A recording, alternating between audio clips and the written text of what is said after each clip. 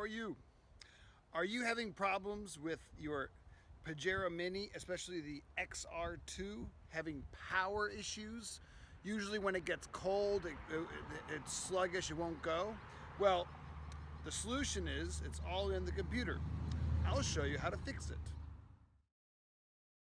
So the first thing you need to do is cut off the top of this. Okay.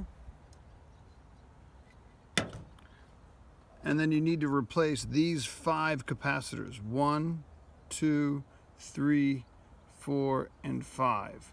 I tried to replace this myself because if you can do by yourself, it's very easy and cheap. But I'm not a good welder. I'm not good for electronics. See that? Horrible, disgusting. These are, so you need to place this one. That's a 2235. This is also 2235 volt.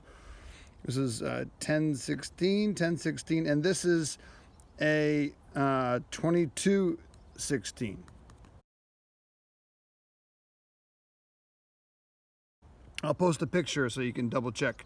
But those are the ones you have to replace. I couldn't do it, so I bought one over the internet from Yahoo Auction for 6,000 yen, about 60 bucks, and that works awesome.